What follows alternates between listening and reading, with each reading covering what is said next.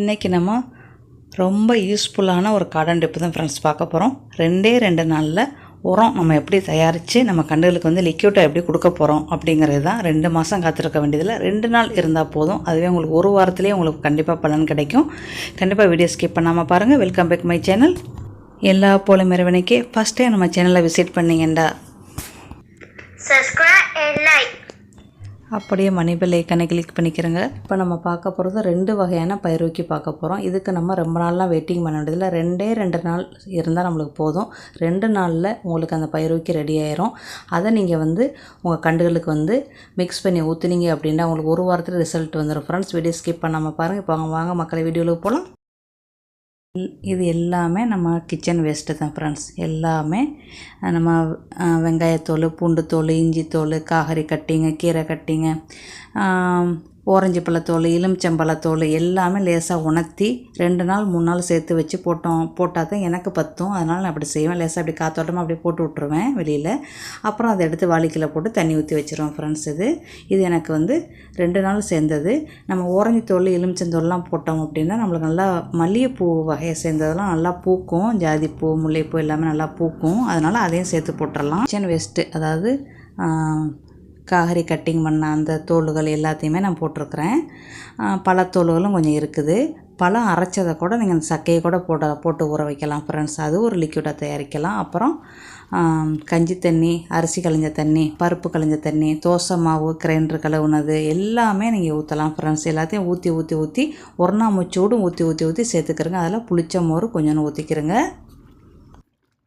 காலையில் இருந்து ராத்திரி வரைக்கும் என்னென்ன சேருதோ கிச்சனில் எல்லாத்தையும் ஊற்றி வைங்க ஃப்ரெண்ட்ஸ். எண்ணத்தை ஊற வச்சுக்கின்றாலும் சரி, எண்ணத்தை அரைச்சிக்கின்றாலும் சரி, எல்லாத்தையுமே நீங்கள் ஊற்றி வைங்க. மாவு அரைக்கிறீங்களா, மாவு ஊற வைக்கிறீங்களா, பருப்பு அரைக்கிறீங்களா, பருப்பு ஊற வைக்கிறீங்களா, எல்லாத்தையுமே ஊற்றி மூடி வச்சுருங்க. ஒரு நாளோட வேஸ்ட்டு கழிவுடைய தண்ணியை தான் இந்த தண்ணி. எப்படி முறத்தள்ளி போயிருக்குன்னு பார்த்தீங்கன்னா, நான் வந்து தோசை மாவு அரைச்சேன், அதெல்லாம் ஊற்றினேன்.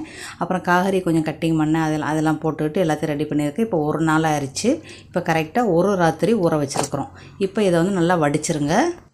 இப்போ நம்மளுக்கு அந்த கம்போஸ்ட்டுக்கு அதை நீங்கள் கம்போஸ்ட்டுக்கு போடலாம், இல்லைன்னா மரத்துருக்கில் போடலாம், இல்லைன்னா குழி நோண்டி வச்சு கூட நீங்கள் வந்து போட்டு கண்டுகள் வைக்கலாம். அது உங்களோட விருப்பம். இந்த லிக்யூடு தான், இந்த பயிர்வைக்கு தான் நம்ம இப்போ யூஸ் பண்ண போகிறோம். இந்த பயிர்வைக்கோட சேர்த்து, இந்த லிக்யூட்டோட சேர்த்து ஒரு மடங்கு தண்ணி ஊற்றுங்க ஃப்ரெண்ட்ஸ். போதும். 2 மடங்கு 3 மடங்குலாம் இதுக்கு தேவையில்லை. 1 மடங்கு போதும். ஒரு கண்டுக்கு வந்து ஒரு 200 மில்லி தண்ணி ஊற்றுங்க போதும். சின்ன கண்டாக இருந்தால். அதுவே பெருசாக இருந்தால் 1 லிட்ரு இல்லைன்னா அரை லிட்ரு தண்ணி ஊற்றுங்க. செடிகளை பொறுத்து ஊற்றுங்க. இதை நீங்கள் கம்போஸ்ட்டுக்கு போடலாம், இல்லைன்னா மரத்தூருக்கில் போடலாம், செஞ்சுக்கலாம். இப்போ பாருங்கள், இந்த அளவுக்கு நம்மளுக்கு இருக்கணும். ரொம்ப திக்கும் இல்லை, ரொம்ப தண்ணியும் இல்லை, இந்த அளவுக்கு இருக்கணும். இதுதான், இந்த அளவு ஊற்றுனீங்கன்னா போதும் ஒரு செடிக்கும். இல்லை எங்களுக்கு சின்ன இடம் தான் இருக்குது, சின்ன 2-3 தொட்டி தான் வச்சுருக்குறோம், 2-3 செடி தான் வச்சுருக்கணுங்கிறோம். இந்த மாதிரி சின்ன டப்பாவில் கொஞ்சமாக போட்டு ஊற வச்சு 2 நாளைக்கு ஒரு தடவை இதை லிக்யூட்டை நல்லா வடித்து ஒரு 2 மடங்கு தண்ணி ஊற்றி, இல்லை 3 மடங்கு தண்ணி ஊற்றி, தண்ணிக்கு பதிலாக இதை ஊற்றிடுங்க ஃப்ரெண்ட்ஸ். முடிஞ்சிருச்சு, அவ்வளோதான். உங்கள் செடி வந்து நல்லா சூப்பராக இருக்கும். பூச்சி தொல்லை அறவே இருக்காது. கண்டிப்பாக செஞ்சு பாருங்கள். முக்கியமாக வெங்காயத்தோல், பூண்டு தோலை கண்டிப்பாக போடுங்க. இப்போ நம்ம எல்லா வகையான கண்டுகளுக்குமே இதை கொடுக்கலாம். பெரிய செடி, சின்ன செடின்லாம் கணக்கு இல்லை. காய்கறியாக, பூக்களா, எல்லாத்துக்குமே நீங்கள் கொடுக்கலாம் ஃப்ரெண்ட்ஸ். நல்லா ஒரு பயிர்வைக்கு நல்லா நாக்கலாம் மூச்சிலாம் உங்களுக்கு நல்லா உற்பத்தி ஆகும். அதுக்கு நீங்கள் கோமியம் கொஞ்சம் கலந்துக்கிறணும், சாணி இருந்தால் கொஞ்சம் கலந்துக்கிறணும், மீன் அமிலம் இருந்தால் கூட நீங்கள் கலந்துக்கிறலாம், பழ அமிலம் இருந்தாலும் நீங்கள் கலந்துக்கிறலாம், வாழைப்பழத்தோலுடைய தண்ணி இருந்தாலும் நீங்கள் கலந்துக்கிறலாம். கம்போஸ்ட்டு செஞ்சோம்னா கண்டிப்பாக 2 மாதம் காத்திருக்கணும். இது பாருங்கள், ஒரு நாள் தான் மிஞ்சி போனால் நம்ம 48 மணி நேரத்திலே இதை வந்து ஊற்றிட்டோம். 2 நாள்லேயே ஊற்றிட்டோம். 1.5 நாள், 1 நாள் இல்லைன்னா 2 நாள், அதுக்கு மேலே வைக்காதீங்க, அதை ஊற்றிடுங்க. ஆனால் கம்போஸ்ட் நம்மளுக்கு வந்து மண் கலவை கலக்கும்போது கண்டிப்பாக வேணும். நம்மளுக்கு கடைகளில் விலை கூடவாக இருந்தால் கண்டிப்பாக நம்ம வீட்டில் உள்ள வீட்டு கழிவுகளை வச்சு நான் கண்டிப்பாக நம்ம மண் கலவையை கொஞ்சம் மிக்ஸ் பண்ணி நம்ம கண்டிப்பாக கம்போஸ்ட்டு செய்யத்தான் வேணும். எனக்கு மண் கலவைலாம் இருக்குது. அதனால் நான் எப்போவுமே வந்து இந்த மாதிரி பயிர்வைக்கு கொடுத்துக்குருவேன். எனக்கு என்னோட செடிகள் நல்லா ஆரோக்கியமாக தான் ஃப்ரெண்ட்ஸ் இருக்குது. அதை தான் உங்களோட ஷேர் பண்ணுறேன். நம்ம பூக்களுக்கு மட்டும்தான் இந்த பயிர்வைக்கு கொடுக்கணும்னா இல்லை ஃப்ரெண்ட்ஸ். காய்கறியிலேருந்து, பழ மரத்துலேருந்து எல்லா வகையான நம்ம வீட்டு தோட்டத்து செடிகள் எல்லாத்துக்குமே கொடுக்கலாம். பால்கனி கார்டனாக இருந்தாலும் சரி, மாடி தோட்டமாக இருந்தாலும் சரி, எல்லாத்துக்குமே நம்ம கொடுக்கலாம். நான் வந்து என் செடிகளுக்கு வந்து உரங்கள், கெமிக்கல் உரங்கள் கடையில் வாங்கி போட்டு கரெக்டாக 2.5 வருஷம் ஆச்சு ஃப்ரெண்ட்ஸ். நான் வந்து இப்படித்தான் நான் கொடுத்துக்குறேன். அதுக்கு முதல்ல எனக்கு தெரியாது. நான் ஒரு 3 வருஷத்துக்கு முதல்ல நிறைய பேரோட வீடியோ பார்த்து ஒன்று ஒன்றா செஞ்சு பார்த்து, அப்புறம் நானும் சில இதில் மிக்ஸ் பண்ணி எல்லாத்தையும் சேர்த்து போட்டு நான் இந்த மாதிரி செய்ய கற்றுக்கிட்டேன் ஃப்ரெண்ட்ஸ். இந்த வேலையில் எல்லா கார்டன் டிப் போடுறவங்களுக்கும் ரொம்ப நன்றி சொல்லிக்கிறேன். அவங்க மூலியமாக தான் எனக்கு ஒரு சில ஐடியாக்கள்லாம் எனக்கு வந்துச்சு. இப்போ நம்ம வந்து இதை வந்து எல்லா செடிக்குமே கொடுத்தாச்சு. இப்போ வாங்க அடுத்த பயிருக்கு என்னென்னு வாங்க போய் பார்க்கலாம். இது வந்து காஞ்ச இலை ஃப்ரெண்ட்ஸ். நம்ம வீட்டு முன்னுக்கு நெல்லி மரம் இருக்குது, பூஞ்செடி இருக்குது, அந்த பூக்களும் கீழே கொட்டி கிடக்கும். அப்புறம் வந்து காஞ்ச நெல்லி இலை. இது கம்போஸ்ட்டுக்கு யூஸ் பண்ணிங்கன்னா, மண்ணு கலந்து வச்சிங்கன்னா உங்களுக்கு 3 வாரத்தில் இந்த நெல்லி இலை வந்து நல்லா மக்கிரும். இப்போ நான் உங்களுக்கு வந்து தண்ணி ஊற்றி ஊற வச்ச முறை தான் கட்டுறேன் ஃப்ரெண்ட்ஸ். இது 2வது முறை. இந்த மாதிரியும் நீங்கள் செஞ்சுக்கரலாம். இந்த மாதிரி ஒரு வாளி நிறையா தான் வேணும்னு இல்லை, கொஞ்சமாக இருந்தாலும் நீங்கள் தண்ணி ஊற்றி வச்சு அந்த லிக்யூட் எடுத்து உங்கள் கண்டுகளுக்கு கொடுக்கலாம். எனக்கு இப்போ வந்து நிறையா செடிகள் மரங்கள் இருக்கிறனால நான் கண்டிப்பாக நம்மள டெய்லியே இந்த மாதிரி இதை முடிச்சுட்டு மறுபடியும் ஊற வைக்கணும், இதை முடிச்சுட்டு மறுபடியும் ஊற. இப்போ பாருங்கள் வெள்ளையாக இருக்குது. அப்புறம் நான் உங்களுக்கு காட்டுறேன் பாருங்கள். மறுநாளைக்கு உங்களுக்கு நல்லா கருப்பாக இருக்கும். நல்லா மூடி வச்சுருங்க, இல்லை எலி ஏதாவது உள்ளுக்குள்ளே விழுந்துரும். அதனால் பார்த்துக்குறேங்க. இப்போ மறுநாள் நல்லா ஊறி போயிருக்கு. நல்லா கிண்டி விட்டு ஏதாவது ஒரு சலாடை மாதிரி வச்சு, ஏதாவது கூடை மாதிரி வச்சுக்கிட்டு நீங்கள் வந்து வடிகட்டிக்கிறங்க. இது வந்து பெரிய மரத்தில் ஊற்றினீங்கன்னா நீங்கள் இலையோடையே ஊற்றலாம். ஆனால் சில நேரத்தில் வந்து அந்த இலைகள் இருந்து கூட சில கரையங்கள்லாம் வந்துடும். அதனால் அதை பார்த்துக்கிறணும். இப்போ வந்து நான் வந்து வெறும் தண்ணியை மட்டும் எடுத்துருக்கிறேன். இந்த பயிருக்கு எடுத்துருக்கிறேன். இதோட நீங்கள் புளிச்ச மோரா, சாணமா, கோமியமா, இல்லைன்னா உங்கள் கிச்சன் வேஸ்ட்டில் என்னென்ன இருக்கோ எல்லாத்தையும் ஊற வச்சு ஒரு ராத்திரிக்கு ஊற வச்சதை நீங்கள் ஊற்றி பயிருக்கு நீங்கள் கொடுக்கலாம்.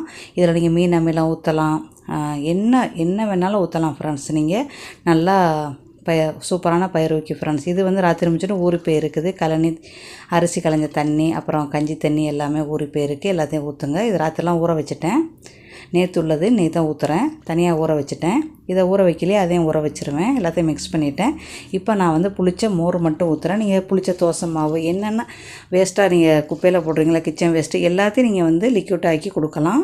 இதுதான் நம்மளோட பயிருக்கு, நம்மளுக்கு சூப்பரான பயிருக்கு ஃப்ரெண்ட்ஸ், நேச்சுரலான பயிருக்கு. இப்போ நம்ம செடிகளுக்கு, மரங்களுக்கு எல்லாத்துக்கும் கொடுத்துடலாம். உங்கள் மரம் செடிகளை பொறுத்து நீங்கள் கொஞ்சம் கொஞ்சம் கொடுத்துக்கிறங்க. உங்களுடைய செடிகள் எவ்வளோ பெருசோ அதுக்கு தக்கன தண்ணி ஊற்றிக்கிறங்க. நான் வந்து கடையில் உரங்கள் வாங்கி போடும்போது எனக்கு என்ன காப்பு வந்துச்சோ அதே மாதிரி தான் எனக்கு இப்போ நான் இந்த மாதிரி பயிருக்கு கொடுக்கறதுனால எனக்கு வரத்தான் செய்து ஃப்ரெண்ட்ஸ். எதுவுமே எனக்கு குறையலான்னா எனக்கு ஒரு மனசுக்கு திருப்தியாக இருக்குது. நம்ம செடிகள் மரங்கள் வந்து நல்லா ஆரோக்கியமாக இருக்கும், ஹெல்த்தியாக இருக்கும், மண்ணுக்கு நல்லா வளம் வரும். இந்த மாதிரி ஒரு பைப் இருந்தால் கூட பெரிய பெரிய மரத்துக்குள்ளேயோ இல்லை பெரிய பெரிய செடிக்குள்ளேயோ இந்த மாதிரி வச்சுட்டிங்கன்னா அந்த பயிருக்கு உரங்களெல்லாம் நீங்கள் அதுக்குள்ளேயே போட்டுக்கரலாம். அதுவும் நல்லாயிருக்கும். இந்த மாதிரி கூட நீங்கள் செஞ்சு வச்சுக்கிறங்க ஃப்ரெண்ட்ஸ். இது ரொம்ப யூஸ்ஃபுல்லாக இருக்கும்.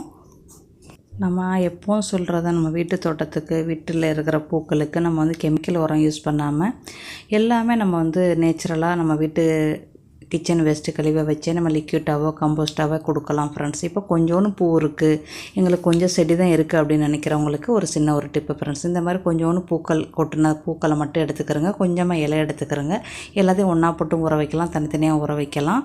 இதில் கொஞ்சோன்னு பயிருக்கு நம்ம பூக்கள், பூஜை ரூமில் வைக்கிற பூக்கள், தலையில் வைக்கிற பூக்கள், நம்ம செடி கீழே உழுவுற பூக்கள், என்ன பூக்களாக இருந்தாலும் சரி நீங்கள் எடுத்து கொஞ்சமாக தண்ணி ஊற்றி இதில் நீங்கள் வெங்காயத்தூளோட தண்ணி இல்லை புளிச்ச மோர் ஏதாவது வேஸ்ட்டு கழிவுகள், கிச்சன் வேஸ்ட்டு கழிவுகள் இருந்துச்சுன்னா நீங்கள் போட்டு சூப்பராக நீங்கள் உங்கள் செடிக்கு லிக்விடாக கொடுக்கலாம். 1 மடங்குக்கு 2 மடங்கு தண்ணி கொடுத்துக்கிறோங்க ஃப்ரெண்ட்ஸ்.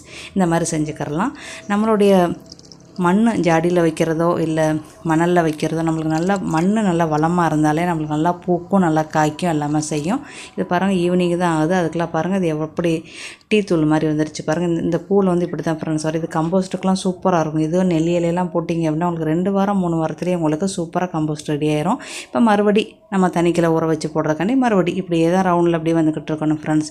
இதுக்கு நம்ம முதல்ல ஹெல்த்தியாக ஆரோக்கியமாக இருக்கணும். நம்மளுக்கு 2வது இதில் இன்ட்ரெஸ்ட்டும் இருக்கணும். நம்மளுக்கு வந்து இந்த இதெல்லாம் போட்டால் நம்ம செடி நல்லா வளமாக இருக்கணும் நம்மளுக்கு முதல்ல நம்பணும். நம்ம அப்புறம் தான் நம்ம செய்ய முடியும். அந்த நம்பிக்கைக்காண்டி தான் உங்களுக்கு இந்த வீடியோ நான் எடுக்கிறேன். இதெல்லாம் நான் வந்து எல்லாமே இந்த பயிருக்கு கொடுத்தது தான். எந்த ஒரு கெமிக்கல் உரமே நான் போடவே இல்லை. நான் போன ரோஸ் கார்டன் வீடியோவில் வந்து உங்களுக்கு இந்த செடியை காட்டியிருப்பேன், எப்சம் சால்ட்டு போட்டு உங்கள்கிட்ட சொல்லியிருப்பேன் அடுத்த தடவை நான் ஏதாவது ட்ரை பண்ணி 13 முட்டு 12 முட்டு வரணும் அப்படின்ட்டு. நான் வீடியோ அப்லோட் பண்ண அந்த வாரமே வந்து எனக்கு வந்து இந்த செடி வந்து நல்லா முட்டு கட்டி 14 பூ முட்டு ஒரே செடியில் வந்துருந்துச்சு. எனக்கு ரொம்ப ஹாப்பியாக இருந்துச்சு. இது எப்பவும் போல் நம்மளுக்கு வந்து முட்டுகள் வந்துடும். ஒரு இதை கட்டிங் பண்ணுவேன், மறுபடியும் 3 நாள் மறுபடியும் மலருவாங்க. அப்படியே தான் எனக்கு எப்போவுமே இது பூக்கள் கொடுக்கும். இது வந்து 1 2 தான் கொடுக்குது எனக்கு. இப்போ தான் 3 முட்டு வந்திருக்காங்க. இது வந்து பூத்து 3 நாள் ஆயிடுச்சு. நம்ம 3 நாளைக்கு மேலே ரோஸ் செடியில் வந்து எப்போவுமே பூக்களை வைக்கக்கூடாது. நம்மளுக்கு மனசு வராது கட்டிங் பண்ணால். ஆனால் கட்டிங் பண்ணால் தான் நம்ம செடி வந்து நல்லா ஆரோக்கியமாக இருக்கும். அதை ஞாபகம் வச்சுக்கிறோங்க. நீங்கள் தலையிலையோ இல்லை பூஜை ரூம்லேயோ இல்லைன்னா டேபிள்லேயோ இதிலே